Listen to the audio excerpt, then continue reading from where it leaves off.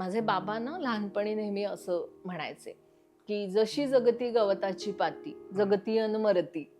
आणि ते खूप मनाला लागायचं की काय चाललंय आयुष्य तुमचं, काय करताय तुम्ही आयुष्यामध्ये, की खरंच काय चाललंय, आपल्याला काय मिळवायचंय नक्की.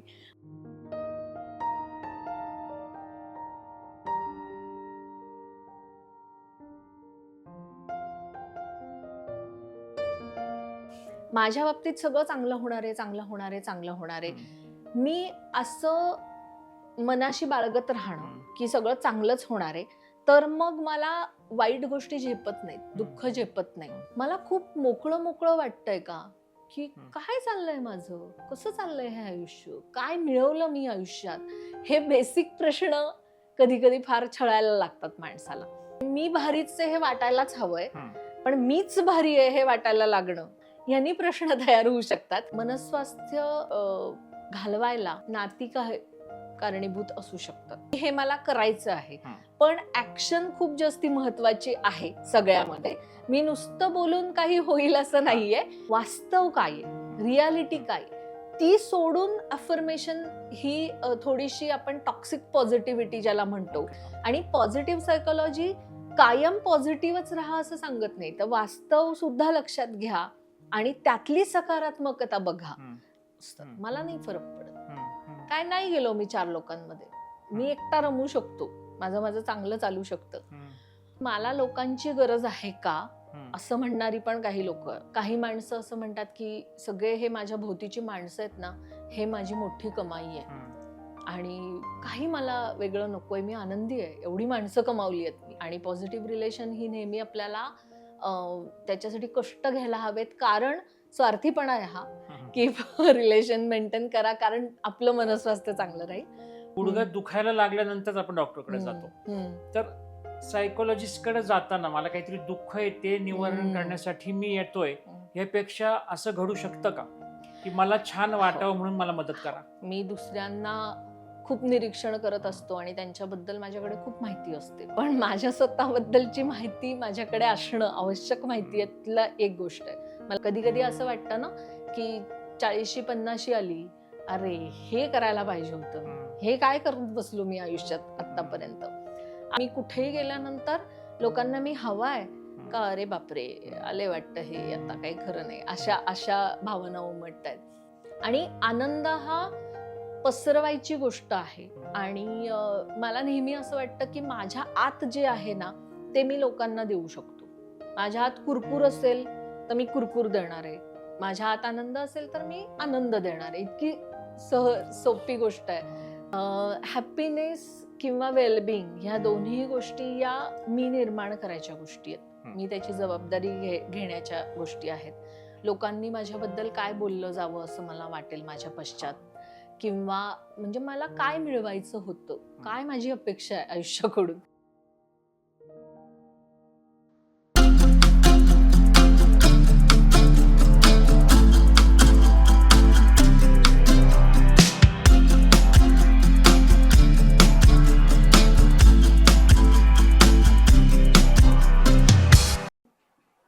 नमस्कार, जगण्यातील काहीच्या एका नव्या एपिसोडमध्ये तुम्हा सर्वांचं पुन्हा एकदा स्वागत. आजच्या एपिसोडचं शूटिंग आता मी चालू करणार होतो, त्याआधीच माझ्या एका मित्राचा फोन आला. तर त्याला मी सांगितलं रे आमचं आता शूटिंग चालू होणार आहे. तर तो म्हणलं काय विषय, तर त्याला म्हणलं हॅपीनेस अशा विषयावरती आज आम्ही एपिसोड करतोय. तर तो हसायला लागला तिकडून. तो म्हणला असे पण काही विषय असतात का की ज्याच्यावरती असं बोलायचं असतं, ह्या विषयावरती अभ्यास करायचा असतो किंवा एपिसोड शूट करायचं असतं.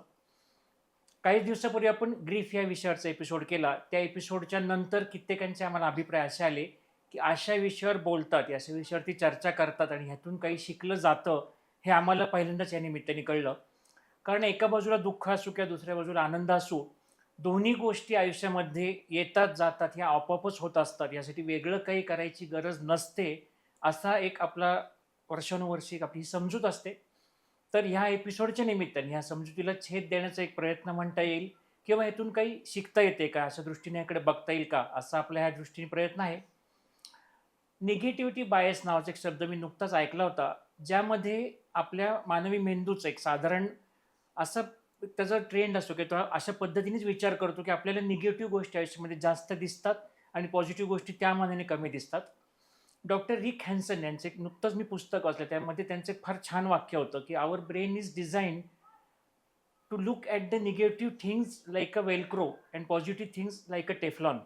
हे वाक्य मला आत्ताच्या एपिसोडच्या दृष्टीने फार महत्त्वाचं वाटलं, कारण आनंदाच्या गोष्टी ज्या असतात त्या आपल्याला तो टेफ्लॉनचा तवा जसा असतो त्याच्यानुसार त्या लगेच त्याच्यावरनं निघतात पटकन, आणि दुःखद गोष्टी या वेलक्रोसारख्या चिटकून राहतात आपल्या भोवती. हा एक फार मोठा त्यातनं विषय निघाला. आता हा जो हॅपीनेस एपिसोड आहे याला आपण वरवर हॅपीनेस असा शब्द म्हणतोय.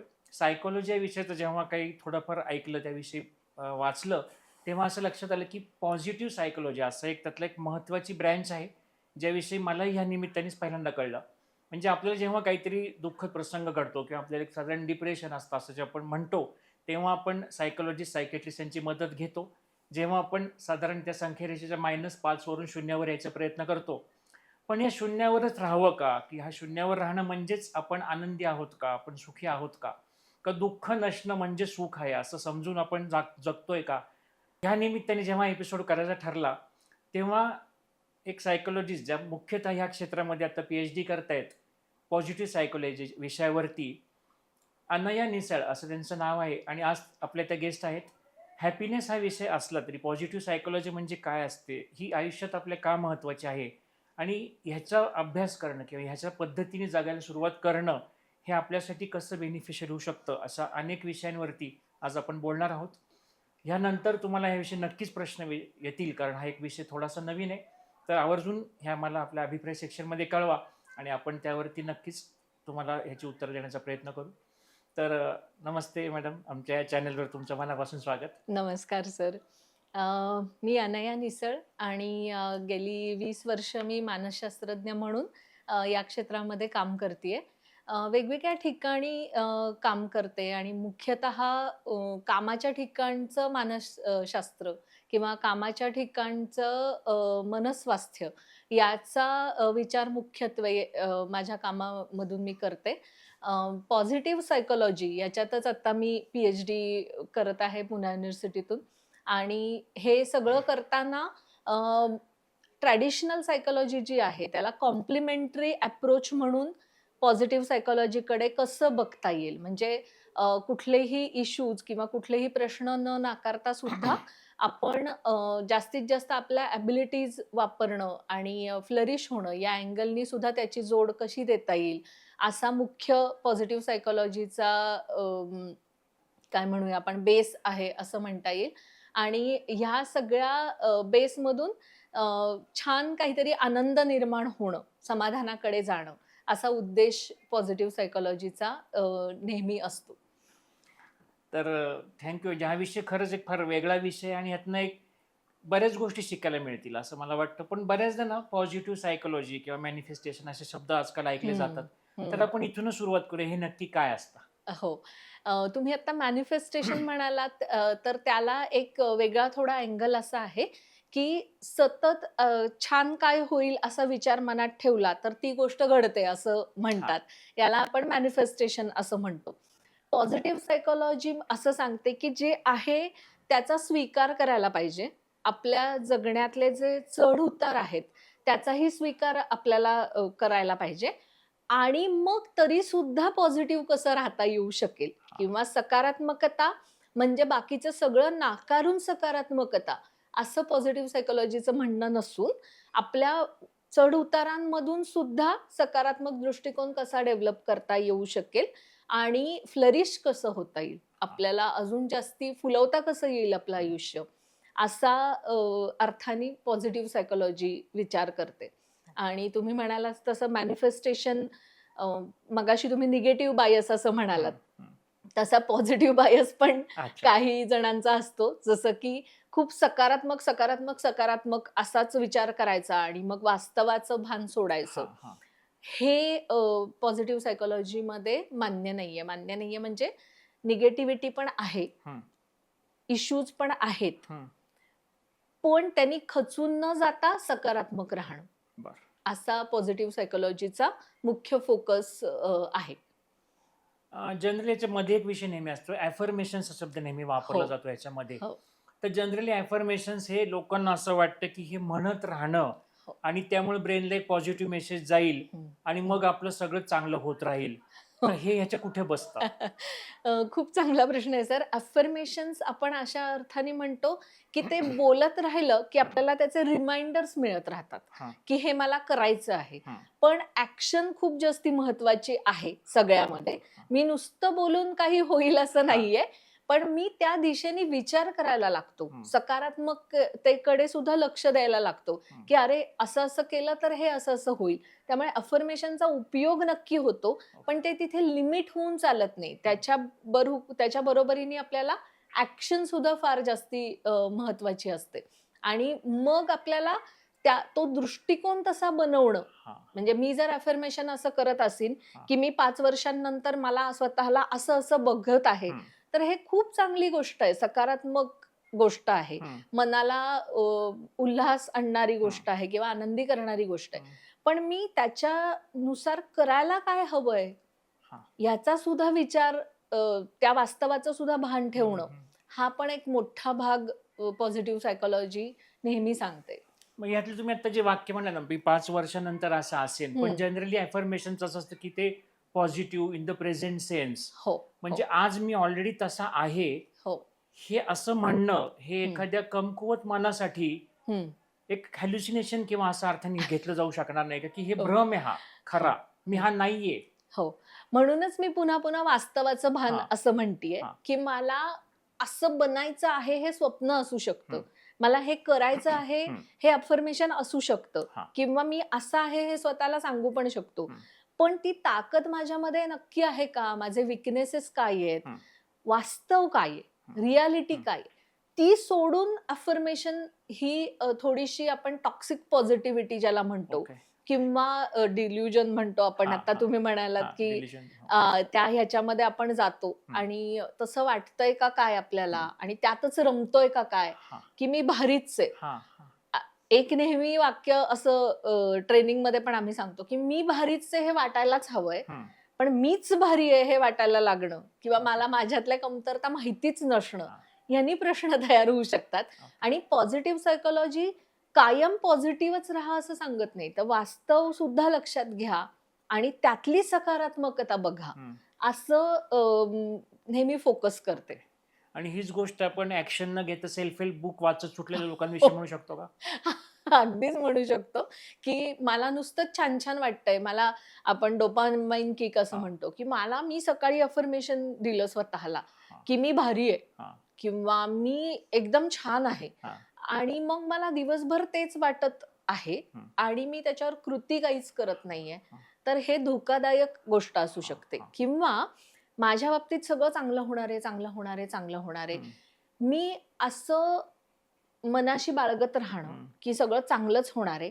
तर मग मला वाईट गोष्टी झेपत नाहीत, हं, दुःख हं, झेपत नाही. हं, मला काही वेगळं घडलं तर हं, ते झेपत नाही.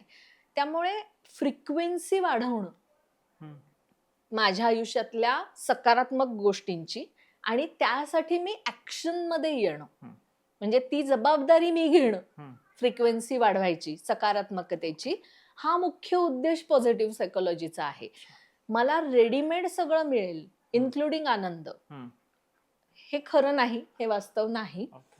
मला जर सकारात्मकता माझ्या आयुष्यात हवी असेल, तर त्याची जबाबदारी घेऊन मला एफर्ट्स घ्यायला हवेत हं. आणि मग ती सकारात्मक गोष्टी घडायला सुरुवात होऊ शकते. अफर्मेशन हां, खूप चांगली गोष्ट आहे. अच्छा. मॅनिफेस्टेशन खूप चांगली गोष्ट आहे. हां, पण वास्तवाला सोडून केलेल्या गोष्टी हां. ह्या तुम्हाला फार पुढे नेऊ, लाँग टर्ममध्ये पुढे सकारात्मकता देऊ शकतील असं नाहीये. आणि तेव्हा बऱ्याचदा अपेक्षा बंगवून माणसं जास्त गळती जात असतील. अगदी, असं अगदी. होऊन असंही होऊ हं, शकतं हं. आणि काही दिवसांनी मोटिव्हेशन जाणं म्हणतो ना आपण, हां, हां. की "अरे, मी रोज एवढं म्हणतोय, काहीच हं, होत नाहीये माझ्या हं, हं, बाबतीत." हं. तर ते आत्मविश्वास येण्यापुरतं ते हां, मोटिव्हेशन घेणं हा एक भाग झाला. हं, पण त्या डिल्युजनमध्ये राहणं हं, आणि आता मी हे म्हणतोय ना, आता मला वेगळ्या हं, कशाची गरज हं. नाही. अशाकडे जाणं, ओके. ह्याला आपण टॉक्सिक पॉझिटिव्हिटी असं म्हणू हां, शकतो, जी घातक आहे. होऊ शकते. आणि जनरली बरेच जातं आम्ही डॉक्टर म्हणून काम करताना पेशंटचं असं असतं की समजा गुडघेदुखीचा पेशंट आला हम्म. तर तो म्हणतो डॉक्टर मला नॉर्मल चालता येईल एवढं बघा, आपल्याला काय मॅरेथॉन पाळायची नाहीये. हो. तर तसं नॉर्मल लाईफमध्ये जेव्हा लोक म्हणतात की आम्हाला हम्म. ठीक आहे दुःखातनं बाहेर येणे एवढं हम्म. स्ट्रेस फ्री आयुष्याचे नुसके सांगा, मला फार आनंद बिनंद नाही मिळाला तरी चालेल, तर तसा काही प्रकार आहे का ह्यामध्ये? या निमित्ताने मला त्यातली एक कन्सेप्ट आठवली हम्म. की दुःख नाहीये, राग नाहीये, चिंता नाहीये हम्म. आणि मी आता स्वस्थ आहे, मी स्टेबल आहे. या पायरीवर समाधान मानणं ही चांगली गोष्ट आहे. हम्म. पण त्याच्या पुढे पॉझिटिव्ह सायकोलॉजीचा डोमेन खरं तर सुरू होतो आणि पॉझिटिव्ह सायकोलॉजी असं सांगते की ठीक आहे, आता सगळं ऑल वेल आहे ना, हम्म. आता स्थिरता आली आहे ना, आता मनाला थोडंसं समजा चिंता आहेत, काय आहेत ते मॅनेज करून स्टेबल होता येत आहे ना, हम्म. आता विचार करा की लाईफ अबाव झिरो कसं जगणार आहात. म्हणजे आपल्याला आपली पोटेन्शियल्स कशी वापरता येतील. मॅस्लोचं हे सगळ्यांना माहिती आहे पिरामिड. हम्म. त्याच्यामध्ये जसं मॅस्लो सांगतो की गरजा भागल्या, हम्म. इथे तो पिरामिड संपत नाही. Right. शेवटची पायरी हा सेल्फ ऍक्च्युअलायझेशनची आहे. हम्म. म्हणजे काय, तर मी माझा विचार सुरू करणं गरजेचं आहे. आता मी स्टेबल झालोय. मग जेव्हा आपण म्हणतो मॅरेथॉन पळणार नाहीये पण मला नीट चालता आलं पाहिजे, ही मिनिमम अपेक्षा आहे ना. हो. त्याचं मॅक्झिमायझेशन का नाही होत आहे? हम्म. किंवा आपण ज्याला क्वालिटी ऑफ लाईफ असं म्हणतो, मला काही त्रास न होता जगता येणं हम्म. आणि माझं क्वालिटी ऑफ लाईफ, मी अजून समृद्ध जगणं. हा, हा. मग मी अजून माझा पायाचा प्रश्न सुटला की मी एखाद्या पळायला अगदी 5 किलोमीटरच्या ह्याला जाऊ शकतो किंवा रोज मी तो आनंद घेऊ शकतो. हम्म. हा झाला त्याच्या वरचा विचार. Okay. आणि मग मी असं म्हणेन तिथे की स्टेबल आहे ना, काही प्रॉब्लेम नाहीये ना, मग काय तर भास झालं असं न म्हणता आपण स्टेबल आहोत ना, आता अजून पुढे काय करता येईल, माझी पोटेन्शियल कशी वापरता येतील, माझं फ्लरिशिंग कसं करता येईल, ह्याचा विचार करत राहिलं तर मला वाटतं की कॉम्प्लिमेंटरी होतील. म्हणजे आपलं ट्रॅडिशनल सायकोलॉजी आणि पॉझिटिव्ह सायकोलॉजी हे एकत्र काम करेल. आता स्टॅबिलिटी फ्लरिश असं आपण बोलतो जे शब्द, तर या पॉझिटिव्ह सायकोलॉजी मध्ये ह्याच्यासाठी असं काही एक मॉडेल आहे किंवा असं काही अभ्यास आहे का? हो, एक तर मुख्य कन्सेप्ट त्याची अशी आहे की लाईफ अबाव झिरो आणि झिरो लेवलला स्टॅबिलिटी असं म्हटलंय. मग ते खाली जाऊन वरती येतो आपण परत. म्हणजे समजा मला कधी कधी चिंता वाटते, इट इज ओके. मला कधी कधी राग येतो, इट इज ओके. पण पुन्हाही मी इथे येऊ शकतोय. ही झाली झिरो लेवल आणि मी सेल्फ इंट्रोस्पेक्ट करतोय आणि त्याच्यावरती जातोय, ही झाली अबाव झिरो लेवल. त्याला लाईफ अबाव झिरो किंवा क्वालिटी ऑफ लाईफ असं आपण म्हणतो. हे मिळवायचं कसं, याच्यासाठीची पण काही मॉडेल्स आहेत जी ट्रॅडिशनल सायकोलॉजीला छेद देऊन म्हणण्यापेक्षा त्याला बरोबर घेऊन असं म्हणूया, त्याला अजून एक पदर जोडतात आणि तो असा आहे जे कॅरल रीफचं मॉडेल आहे की ज्याच्यामध्ये पुन्हा या झिरो लेवलच्या वरच्या पण टप्पे दिलेले आहेत, अगदी बेसिक टप्प्यांपासून. तसंच मी ज्याचा आता अभ्यास करतेय ते परमा मॉडेल आहे. तर ते PERMAH असं बनलेलं मॉडेल आहे की ज्याच्यामध्ये हे सगळे त्यांनी असं म्हणलंय की बिल्डिंग ब्लॉक्स आहेत. म्हणजे आपण ज्याला पाया म्हणतो आपल्या वेलबिंगचा. आता इथे पॉझिटिव्ह सायकोलॉजीमध्ये वेलबिंग आणि हॅपीनेस हे जवळचे शब्द मानले जातात. की म्हणजे अगदी एकच शब्दापासून सुरुवात झालेला प्रवास आहे पॉझिटिव्ह सायकोलॉजीचा, की हॅपीनेस म्हणजेच वेलबिंग आणि वेलबिंग म्हणजेच हॅपीनेस.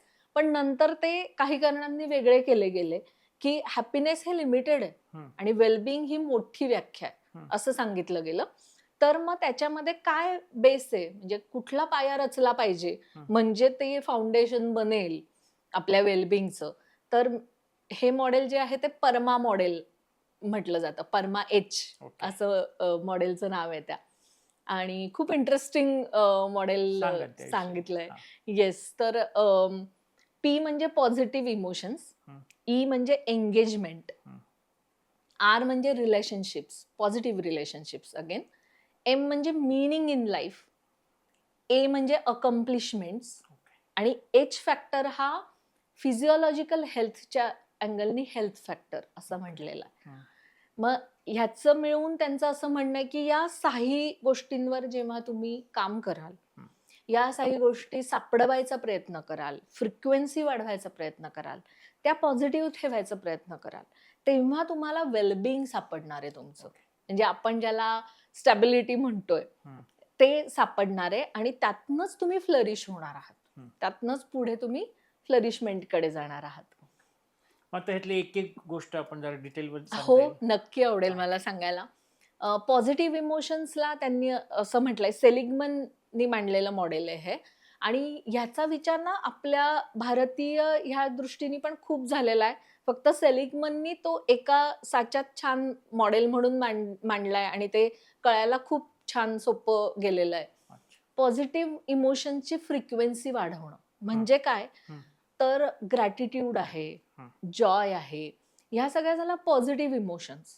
तर मग मी असा विचार करणं की मी ग्रॅटिट्यूड ठेवतो आहे का, माझ्या मनामध्ये ग्रॅटिट्यूड निर्माण होतो आहे का, किंवा मी तो ठरवून ग्रॅटिट्यूड व्यक्त करतो आहे का.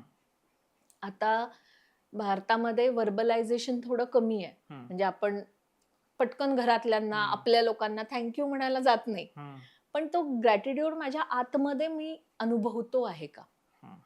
तर तो अनुभव मला पॉझिटिव्ह इमोशन्स देतो.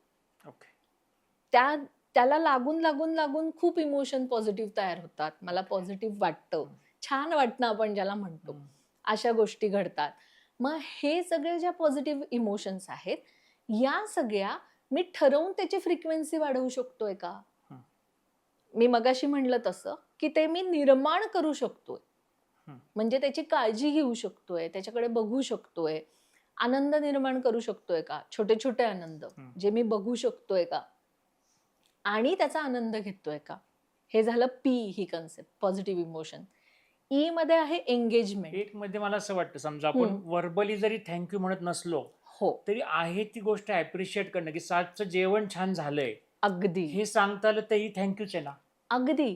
मग त्याला वेगवेगळे गेस्चर पण आहेत ना. म्हणजे आपल्याकडची पद्धत आपण जर पाहिली तर आपण थँक्यू म्हणत नाही, पण त्या व्यक्तीला जेव्हा मदत लागेल तेव्हा आपण तयार असतो ना. दिस इज ऑल्सो ग्रॅटिट्यूड. की मी असं वाटतंय की नाही, ह्यानी मला मदत केली होती आणि आता मी ह्याला मदत करायला हवी आहे. हे गेस्चर जे आहे ते सुद्धा ग्रॅटिट्यूडचंच गेस्चर आहे. आणि थँक्यू म्हणणं किंवा न म्हणण्याच्या पलीकडे अनुभवणं, की म्हणजे आपल्याकडे सूर्य नमस्कार घालतात, आपल्या काय म्हणूयात, हे सगळं मला मिळतंय, हवा मिळतीये, याच्याबद्दल पण ग्रॅटिट्यूड करणाऱ्या प्रार्थना आहेत. हे सगळे ग्रॅटिट्यूडचे प्रकार आहेत आणि ते मी आतून अनुभवले की माझं वेलबिंग चांगलं व्हायला ते मदत करतात. म्हणजे मला छान वाटतं. थोडक्यात मला असं वाटतं की वाह, एवढं सगळं माझ्यासाठी आहे, काय मी लकी आहे.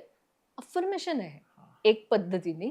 आणि मला हे वाटलं की माझी बूस्ट झालं पॉझिटिव्ह इमोशन आणि एक पाया मी पक्का केला माझ्या वेलबिंगचा, पॉझिटिव्ह इमोशनचा, असं आपण म्हणू शकू. पुढे ई आहे म्हणजे एंगेजमेंट.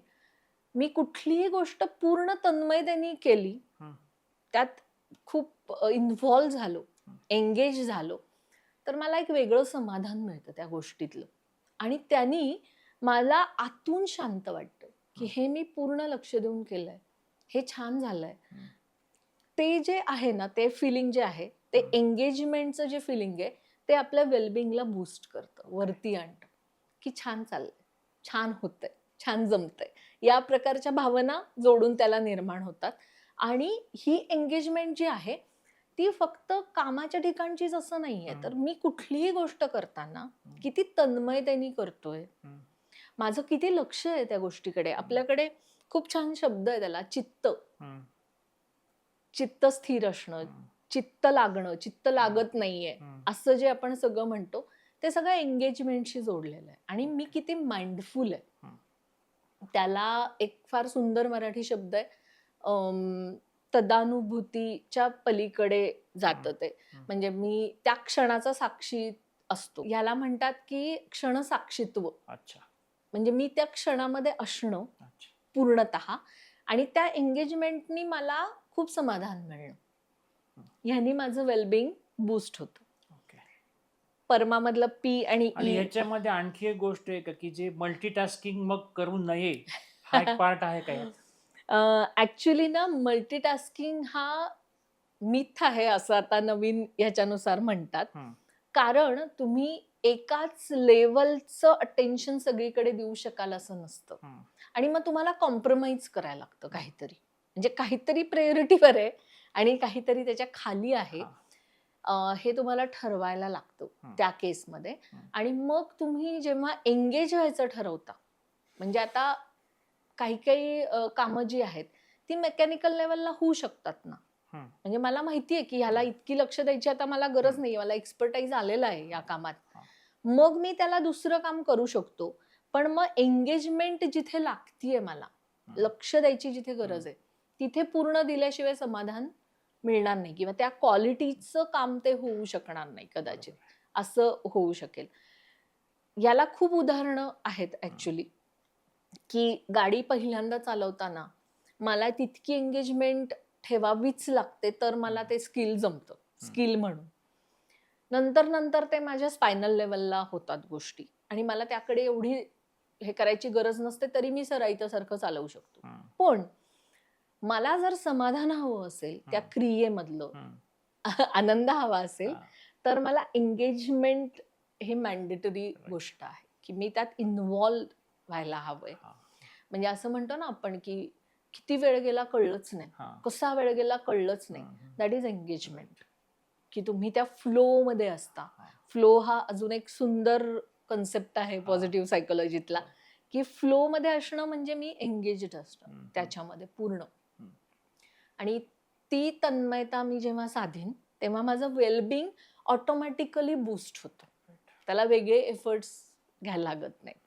किंवा असं. गाडी चालताना पुढची एक स्टेप असं म्हणता येईल की गाडी तुम्ही सराईतपणे चालवताय हम्म. तर गाणी ऐकणं हे त्याला हो. कोरिलेट करतं. फोनवर अगदी. बोलू नका, हो. गाडी चालू, ते मल्टीटास्किंग झालं. बरोबर. अगदी बरोबर. हा, किंवा कॉग्निटिव्ह दुसरं काम केलं हम्म, तर तुम्ही अन्याय करताय हा, एका कामावर हा, कुठल्या तरी. हम्म, मग तिथे तुम्ही एंगेज नाही होऊ शकत पूर्ण. याला अर्धा न्याय दिला, याला अर्धा न्याय दिला, मग मला समाधान नाही मिळणार आहे. हम्म. त्या कृतीचं समाधान मिळू नाही शकणार आहे. अशा अर्थाने एंगेजमेंट हा शब्द येतो.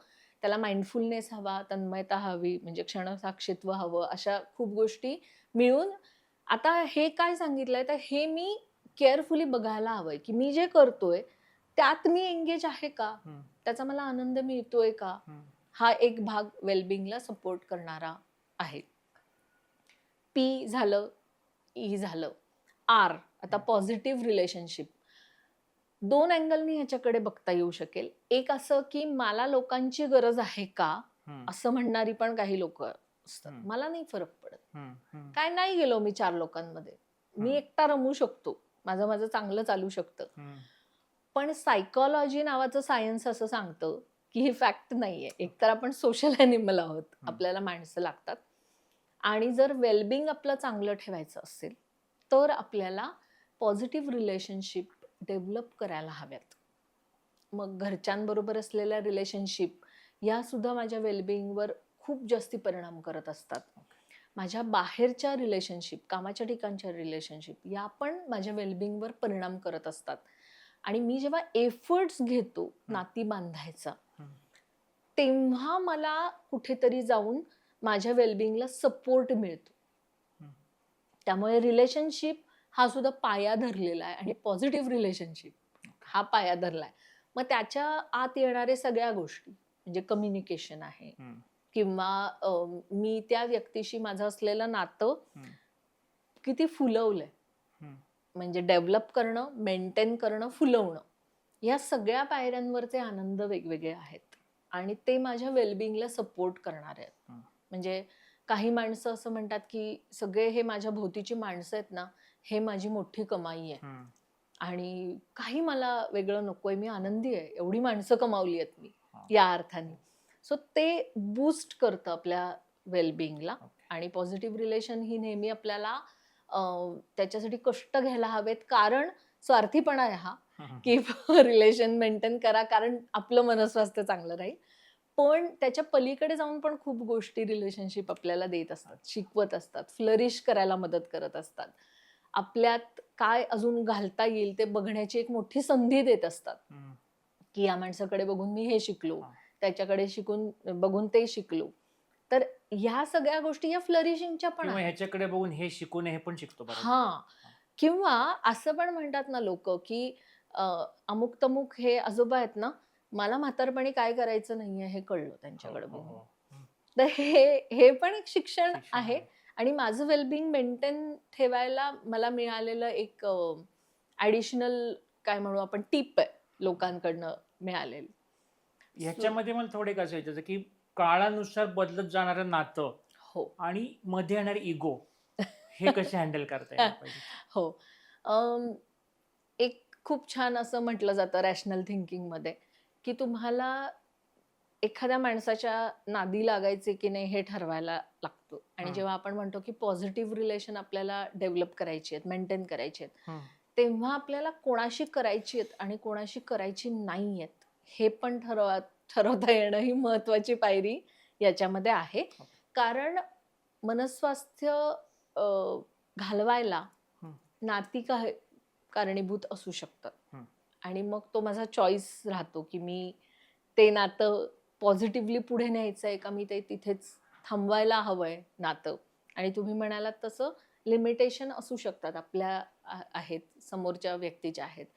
पण कन्क्लूड करून टाकणं, जज करणं समोरच्याला, किंवा मला पटलं नाही मग गेला उडत असा ॲटिट्यूड ठेवणं, हम्म. ह्या सगळ्याचा परिणाम मनस्वास्थ्यावर होतो. ओके. हे सगळं आपल्याला स्थिरपणे विचारपूर्वक घ्यायचे निर्णय आहेत, की माझी नाती मला कशी आणि कोणाबरोबर आणि कशा पद्धतीने ठेवायची आहेत. हे सगळं विचारपूर्वक होणं गरजेची गोष्ट आहे. त्याचा त्रास व्हायला नकोय किंवा ते मला बंधन वाटायला नकोय, की आता मला सगळ्यांशी गुडीगुडीच वागायचंय, हा. छानच वागायचंय. हम्म. मग रिलेशन माझ्या एकट्याच्याच खांद्यावर आहे सगळं मेंटेन करणं, समोरनं काही रिस्पॉन्स नाहीये, हम्म. असेही होऊ शकतात, अनुभव येऊ शकतात. पण ते फायनली माझ्या मनस्वास्थ्यासाठी काय हितकारक आहे हे मला ठरवता येणं गरजेचं आहे. पुढचा जो आहे तो एम आहे, PER आणि M. तर तो आहे मीनिंगचा. मीनिंग इन लाईफ बद्दल तर भारतामध्ये खूप जास्ती याचा विचार झालेला आहे आणि त्याला पर्पज जोडतो आपण आणि असं म्हणतो की what is the purpose of my life.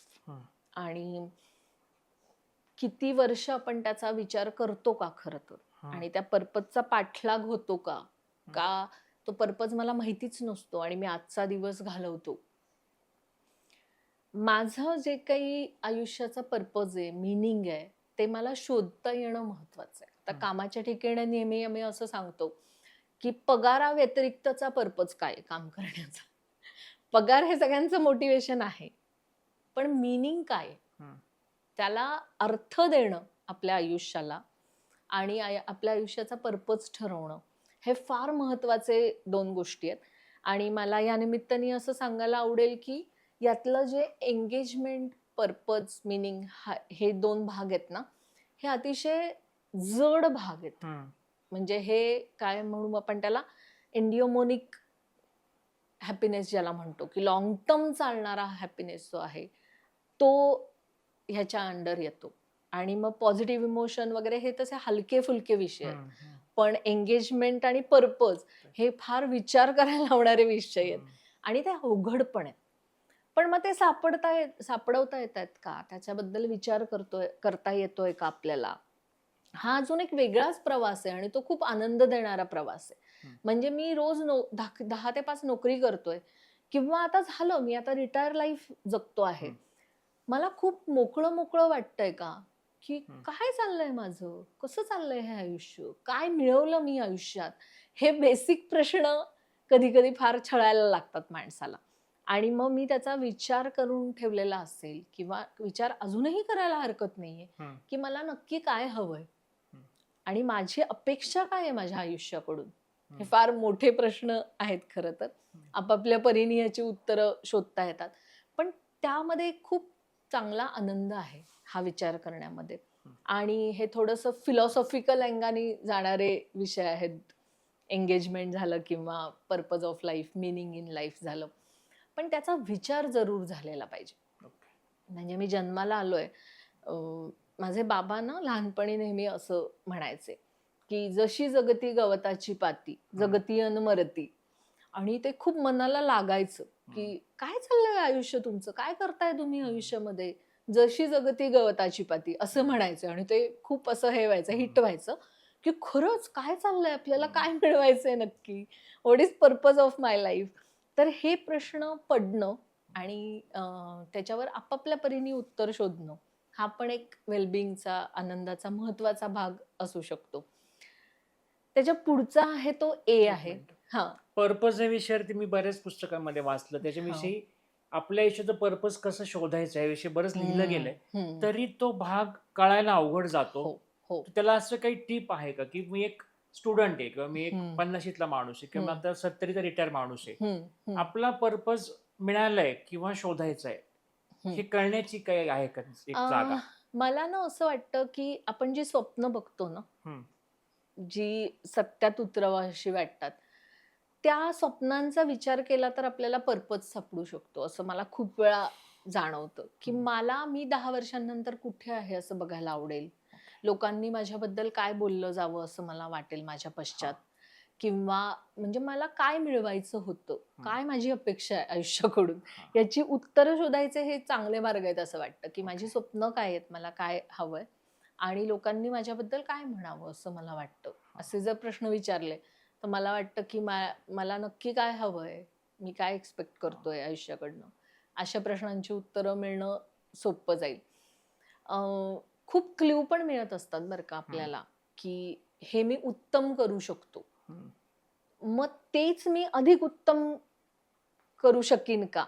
कधी कधी असं वाटतं ना की 40शी 50शी आली, अरे हे करायला पाहिजे होतं, हे काय करत बसलो मी आयुष्यात आतापर्यंत. अशा टप्प्यांवर पर्पज ऑफ लाईफ हे सापडू शकतं. याचा दुसरा भाग मला नक्की सांगायला आवडेल की जे आपण करतो आहोत त्याच्यात मिनिंग शोधणं, हा सुद्धा फार महत्वाचा भाग आहे. म्हणजे मला आवडतंय ते मला करायला मिळणं, हे थोडीशी अवघड गोष्ट असू शकते सगळ्यांसाठी, पण मी जे करतो आहे ते आवडीने करणं, हा पण अँगल खूप जास्ती महत्वाचा आहे. बऱ्याचदा फक्त ह्याच्या ना पैसे मिळवण्याच्या गोष्टी आणि पर्पज असणाऱ्या गोष्टी या लोकांच्या वेगळ्या जातात आयुष्यातल्या, बऱ्याचदा असं वाटतं. कारण जे आवडतं करेल त्यात पैसा मिळेल ही खात्री नसते. त्यामुळे त्या मागं जावं तर किती शिव्या खाव्या लोकांच्या, घरच्यांच्या, हा कित्येकांचा एक मुद्दा असतो. पण तरी सुद्धा मला नेहमी असं वाटतं की आपल्यासाठी राखून ठेवलेला क्वालिटी टाइम जो आहे, तो आपल्याला पर्पज ऑफ लाईफ किंवा मिनिंग इन लाईफ शोधायसाठी फार महत्वाचा ठरतो.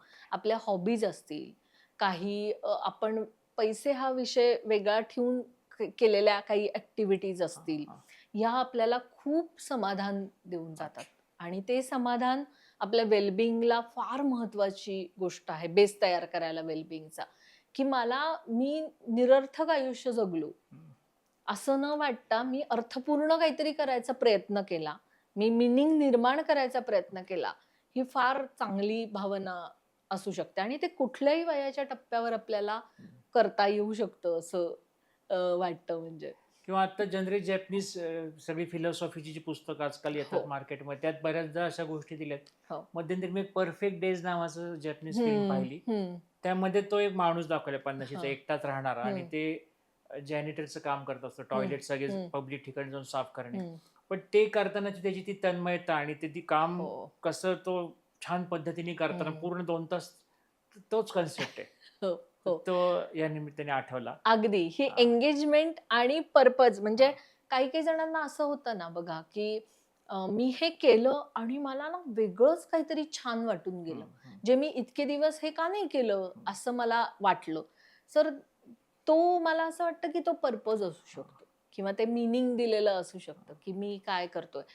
खूप साधं उदाहरण घेऊयात आपण की घरामध्ये म्हणजे नोकरी करणारी स्त्री आहे आणि घरामध्ये आल्यानंतर तिला असं वाटलं की काय मी पैसे कमवतेय, सगळं करतेय, पण मग घरातल्या लोकांना मी आज छान पोळ्या करून वाढीन गरम. काय झालं तर मला तेव्हा पुरतं छान वाटलं, मी हे करून दिलं.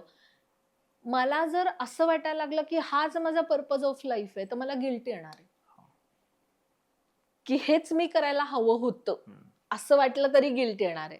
पण मग मी ही सोय उत्पन्न करू शकते का ह्या सगळ्यांचा काळजी घ्यायची? किंवा अजून वेगळंच उदाहरण असं पण देता येईल आपल्याला की कुठल्या तरी लोकांना जिथे काही मिळत नाहीये अशा ठिकाणी जाऊन मी काहीतरी काम केलं आणि पैशाची अपेक्षा मला काहीच नाहीये.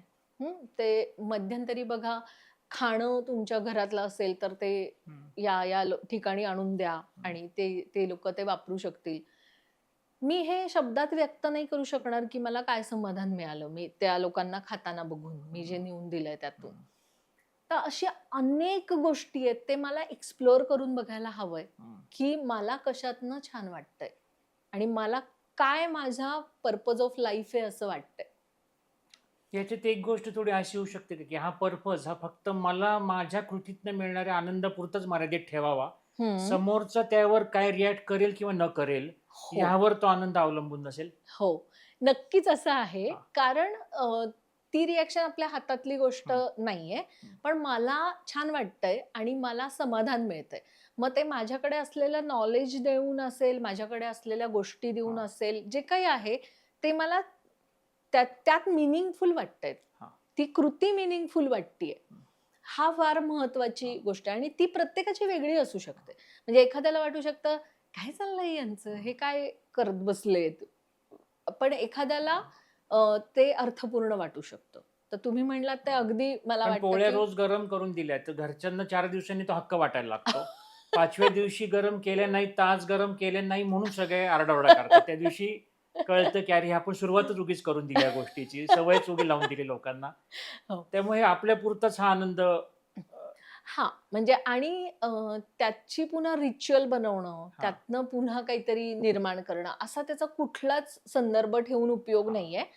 मला मीनिंगफुल, मला अर्थपूर्ण वाटणाऱ्या गोष्टी करत राहणं, हे फार महत्वाची गोष्ट आहे त्याच्यामधली. मी डॉक्टर अनिल अवचटांशी गप्पा मारायचो तेव्हा त्यांच्या आईचं उदाहरण ते नेहमी सांगायचं, की मोठ्या खटल्याच्या घरातलं सगळं करून सकाळच्या वेळेला आई उठून दारापुढे ज्या तन्मयतेने रांगोळी काढायची, जी रांगोळी तिला अर्ध्या तासाने एक बैलगाडी जाताना पुसून जाणारे माहिती असायचं.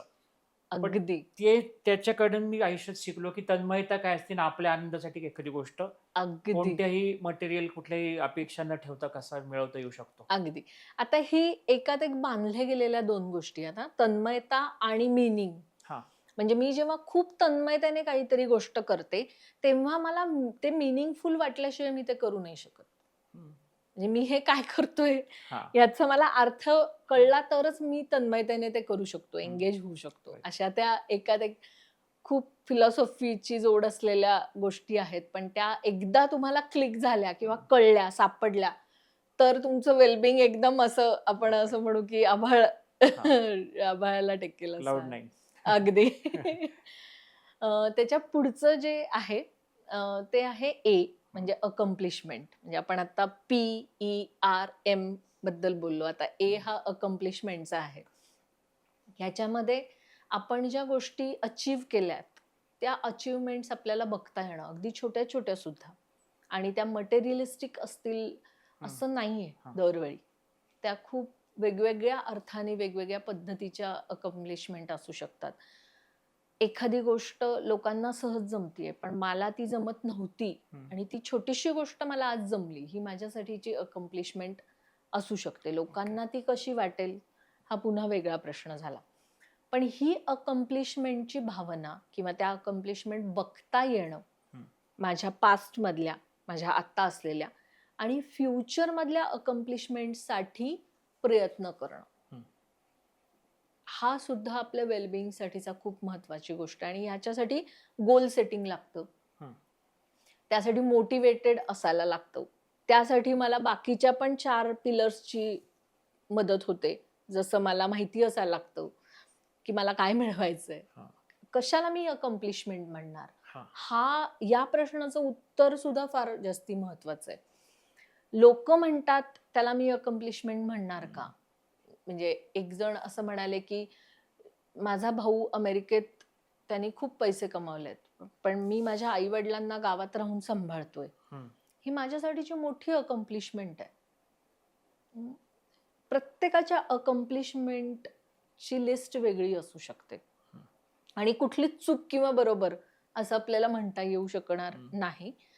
पण मला माहिती आहे का की मी काय काय अचीव्ह केलंय आतापर्यंत, ते मला रिमाइंडर म्हणून मिळतंय का मोटिवेशनसाठी, आणि मी फ्युचर अकम्प्लिशमेंटचा पण विचार करतोय का. म्हणजे गोल मी काही ठरवलेत का, मी काही त्याच्यासाठी एफर्ट्स घेतो आहे का, मला काय हवंय त्याचा विचार झालेला आहे का, हे सगळं अकम्प्लिशमेंटमध्ये येतं. आणि शेवटचा जो पिलर आहे तो एच असा म्हटलाय, फिजिकल हेल्थचा. आणि ते कॉम्प्लिमेंटरीच आहे, आपल्या मनस्वास्थ्य आणि फिजिकल वेलबिंग ह्या खूप कॉम्प्लिमेंटरी गोष्टी आहेत. आणि मग त्याची काळजी मी काय घेतो, म्हणजे मी माझ्या अशा सवयी अशा डेव्हलप केलेल्या आहेत का की ज्याच्यामुळे, म्हणजे रोजचा व्यायाम थोडक्यात, ह्याचा आपल्या मनस्वास्थ्याशी खूप जवळचा संबंध आहे. म्हणजे मला काहीतरी डॉक्टरांनी कंपल्सरी केलं म्हणून मी जाऊन 10 मिनिटाचा व्यायाम करतो, तर मला माझं मनस्वास्थ्य सांभाळायला त्या व्यायामाची किती मदत होईल माहिती नाही. पण व्यायाम हा मी एक सवय म्हणून केली तर त्याचा माझ्या वेलबिंगशी खूप जवळचा संबंध आहे. आणि तो महत्वाचा पिलर मानला जातो पॉझिटिव्ह सायकोलॉजीतल्या वेलबिंग किंवा हॅपीनेससाठी सुद्धा. आपण हॅपीनेसचे सगळे आपले जे स्त्रवत असतात ते सगळे व्यायामाशी जोडलेलेच आहेत असं म्हणतो आपण. आणि ते अनुभवतात सुद्धा खूप लोक की व्यायाम केल्याने ते स्त्रवतात असं. बऱ्याचदा आम्ही हे पॉडकास्ट करतो तेव्हा बऱ्याचदा कुठल्याही म्हणजे हेल्थ रिलेटेड मेडिकल असो विषय किंवा सायकोलॉजीचा असो, फिजिकल हेल्थ आणि ह्या सगळ्याचा हार्मोन्स जे त्याच्यामधनं सिक्रेट होतात त्याचा, म्हणजे आजारी पडल्यानंतर व्यायाम करण्यापेक्षा आजारी पडू नये शक्यतो म्हणून काय काळजी घेता येईल असंच यांनी सगळ्यांचा. आणि तो खूप महत्वाची गोष्ट आहे की जी जोडली गेलेली आहे आपल्या पूर्ण लाईफशी. मग आपण असं म्हणतो ना की या सोमवारपासून मी व्यायाम करणार आहे, त्या सोमवार, मला जोपर्यंत त्यातला अर्थ कळत नाही ना की मी का व्यायाम करायला हवाय, तोपर्यंत माझी ती सवय सुरूच होणार नाहीये.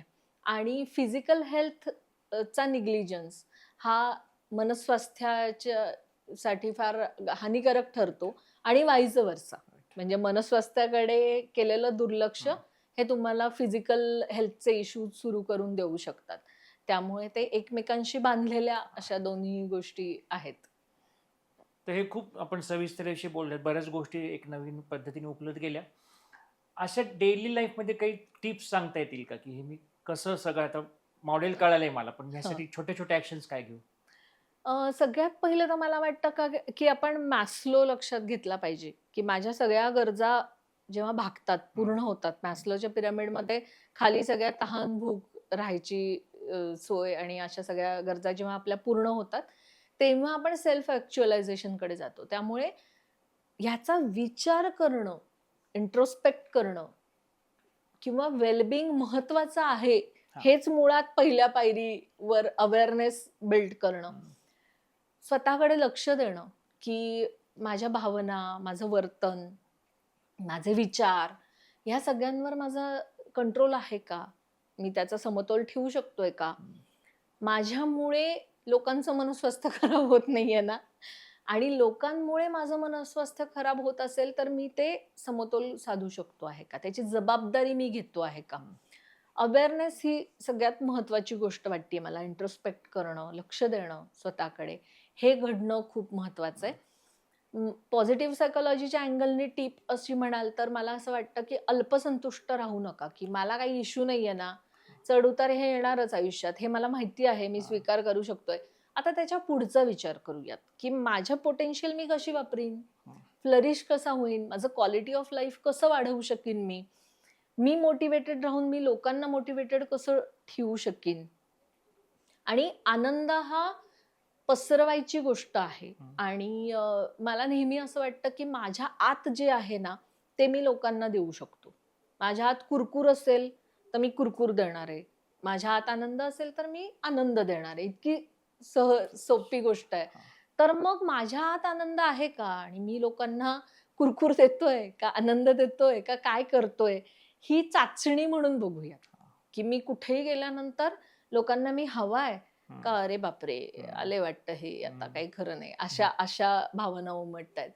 अशा चाचण्या स्वतःच्या छोट्या छोट्या इंडिकेटर्स घ्यावीत, की कसं चाललंय आपलं, बरं चाललंय का, विचारावं स्वतःला, इंट्रोस्पेक्ट करावं, दखल घ्यावी भावनांची, वर्तनाची दखल घ्यावी. आणि या सगळ्याच्या पलीकडे जायसाठी म्हणून फ्लरिशिंग सेल्फसाठी एक्सप्लोअर करा.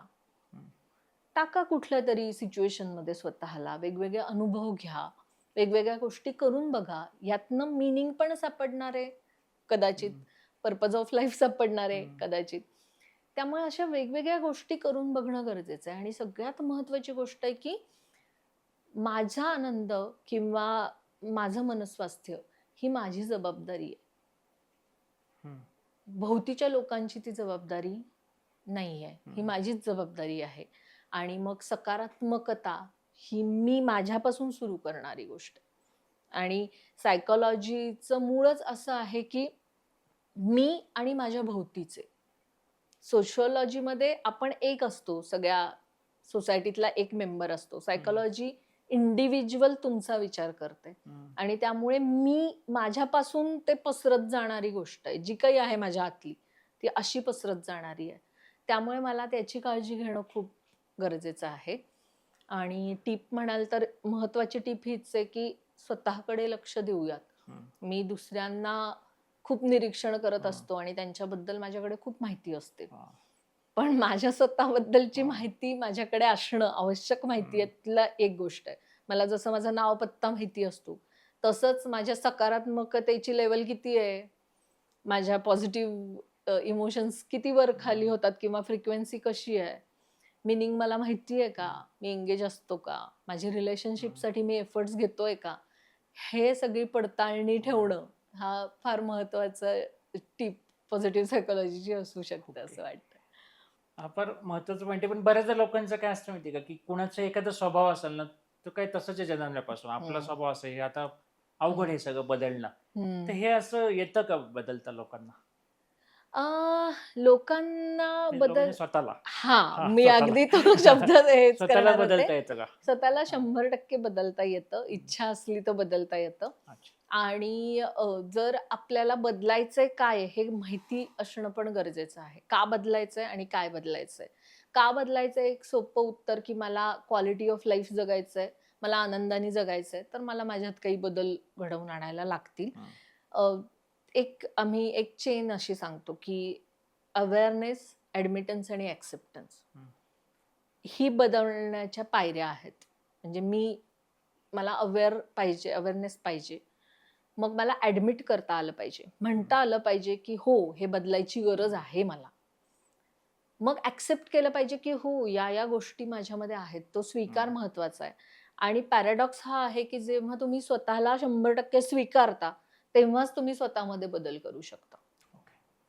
त्यामुळे बिना स्वीकारता डिनायल मध्ये जाऊन तुम्ही चेंज करू शकत नाही. चेंज हा 100% पॉसिबल गोष्ट आहे. सायकोलॉजिस्ट सगळे त्याच पद्धतीने काम करत असतो आम्ही की कसा बदल घडेल आणि का घडवायचा आहे बदल. तर मी म्हटलं तसं की फायनल हे माझं मनस्वास्थ्य जपायचंय, मला आनंदी राहायचंय, मला क्वालिटी ऑफ लाईफ माझं वाढवायचंय, तर मला काही बदल करायला हवेत.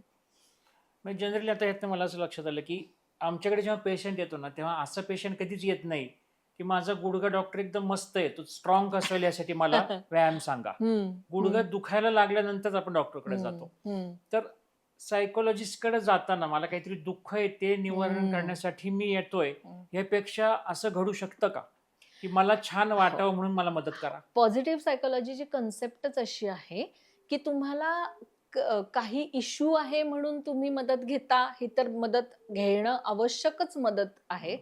पण मला काही इश्यू नाहीये, पण मला प्रगती करायची आहे स्वतःची, तर तेव्हा सुद्धा सायकोलॉजिस्ट तुम्हाला मदत करू शकतो. आणि पॉझिटिव्ह सायकोलॉजीमध्ये अशा अनेक गोष्टी शिकवल्या जातात. म्हणजे जसं फ्लरिशिंग सेल्फची कन्सेप्ट आहे, लाईफ अबाव झिरोची कन्सेप्ट आहे, पोटेन्शियल्स कशी समजून घ्यायची यासाठीची काही टेक्निक्स आहेत.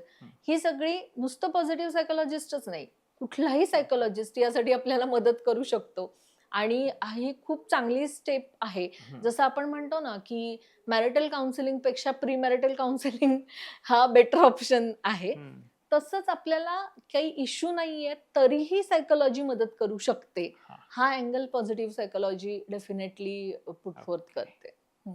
एक आमच्या प्रेक्षकांचा एक प्रश्न आला फक्त की त्यात हॅपीनेस आणि प्लेजर असे दोन शब्द बरेच ऐकले जातात, तर हे सेम असतं काय, फरक काय?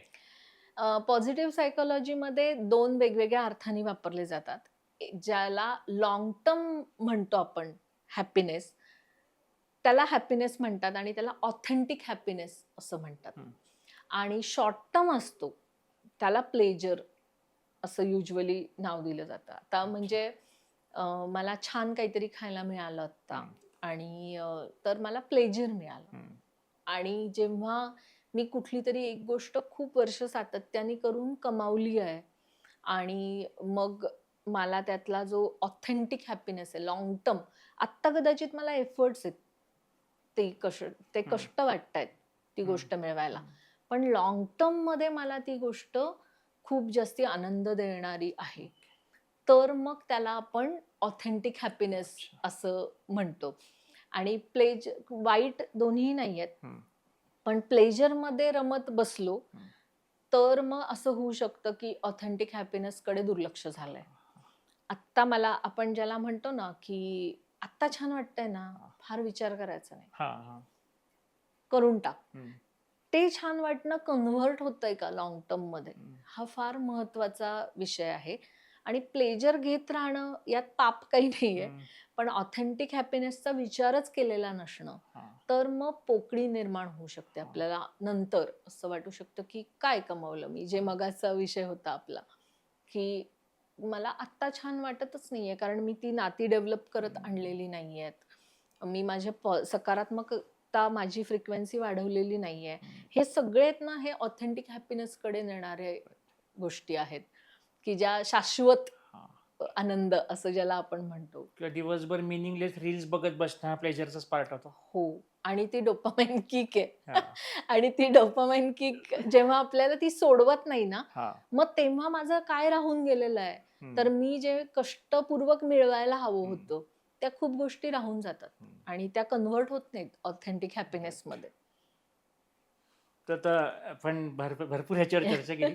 मला एक ह्याच्यावरती शेवट टेकअवे मेसेज म्हणून हे कसं चालू करता येईल आणि कसं टिकवता येईल साधारण ह्याविषयी एक शेवट आपण बोलूया. हॅपीनेस किंवा वेलबिंग ह्या दोन्ही गोष्टी या मी निर्माण करायच्या गोष्टी आहेत, मी त्याची जबाबदारी घेण्याच्या गोष्टी आहेत. आणि सुरू करायचं म्हणाल तर आत्तापासून आपल्याला हे आता बेसलाईन कळलेली आहे की PERMAH हा रेफरन्स घेऊन आपण सुरू करायला हरकत नाहीये. आणि यातला प्रत्येक पिलर जो आहे तो अधिकाधिक बळकट कसा करू शकेन मी माझ्या बाजूनी, हे बघत जाणं. आणि इट्स अ प्रोसेस, म्हणजे ती तुम्हाला कंटिन्यू ठेवायला लागते की झालं आता माझी वेलबिंगची काळजी घेऊन झाली, अशी ती गोष्ट नाहीये. जसं आपलं शरीर आहे आणि त्याची काळजी घेत राहावी लागते, तर ते छान उत्तम साथ देतं आपल्याला. तेच वेलबिंगच्या बाबतीत आहे की this is not a one time thing, ही प्रोसेस आहे. आणि त्याची सुरुवात आपण वयाच्या कुठल्याही टप्प्यावर करू शकतो. ज्यांना आनंदी आयुष्य जगलोय असं वाटायला हवं आहे, अशा कुणीही याची सुरुवात कधी करू शकतो. आणि जास्तीत जास्त आपण दोन्हीचं मिश्रण करावं असं वाटतंय मला. म्हणजे जसं पॉझिटिव्ह इमोशन आहेत, रिलेशनशिप आहेत, अकम्प्लिशमेंट आहेत, या आवाक्यातल्या गोष्टी वाटतात. आणि मग असं वाटतं मी काय एवढा म्हातारा झालो नाही आता मिनिंग आणि पर्पज वगैरे बोलायत का, तर त्याला म्हातारा व्हायची गरज नाहीये. आपण कितीही आधीपासून याचा विचार करून ते बिल्ड करू शकतो. आणि तो अवेअरनेस ही की आहे असं वाटतंय मला. तर फार चांगल्या नोटवरती आपण एक फार वेगळ्या विषयावरती, आणि म्हणजे हा एपिसोड चालू करताना मलाही वाटलं नव्हतं की ह्या विषयाला इतके गंगोरे असतील, यातनं इतक्या गोष्टी त्यातून मंथन ह्या गोष्टींचं होईल. एक वेगवेगळे विषय घेऊन येणं, त्यावर चर्चा करणं, यातून आपली एक प्रगती मानसिक शारीरिक कुठल्याही प्रकारची असेल ही करत राहणं, हाच आपला बऱ्याचदा पॉडकास्टचा हेतू असतो. असं जर म्हणलं की समजा आपलं आयुष्य समजा एक कार आहे, तर ती कार डॅमेज होऊन गॅरेजला नेण्यापेक्षा वेळोवेळी त्याचं सर्व्हिसिंग करत राहिलं तर ती गाडी खूप जास्त छान पद्धतीने पळू शकेल, असा आपला फिजिकल किंवा मेंटल दोन्ही एपिसोड करतानाचाच हेतू असतो, ज्याला वारंवार आपण prevention is better than cure असं म्हणतो. त्यामुळे काही गोष्टींचा आधीच जेव्हा आपण करतो विचार आणि ठरवतो की असं केलं तर कदाचित भविष्यातला डॅमेज टळू शकेल किंवा तो डॅमेज हँडल करण्या इतका सक्षम मी झालेलो असेल या सर्व प्रोसेसमध्ये, हा विचार आपण सर्वांनी करूया. अशा गोष्टींसाठी केव्हाही आपल्याला कुठल्याही पद्धतीची मदतीची गरज लागली तर मला वाटतं ह्याच्यामध्ये कुठलाही जास्त विचार न करता आपण जसं शाळेमध्ये जातो, आपल्याला काहीतरी त्यात ज्ञान मिळतं, आपले एक शिक्षक असतात, असं आपल्याला एक आपले सायकोलॉजिस्ट आहेत, आपल्याला त्या पद्धतीने ते शिकवतायत. हे वयाच्या कोणत्याही टप्प्यावरती आपण या नवीन युगामध्ये असं पाहायला हरकत नाही, असं ह्या एपिसोडच्या शेवटी म्हणा वाटतं. आणि पुन्हा एका नव्या एपिसोडमध्ये आपण असंच एका विषयावरती एका नव्या गेस्ट सोबत भेटूया. तर आपण आज ह्या विषयावर चर्चा केली आणि खूप छान यातनं गोष्टी नवीन आम्हाला कळाल्या. तर आमच्या सर्व चॅनलतर्फे तुमचे मनापासून धन्यवाद. येस, धन्यवाद सर.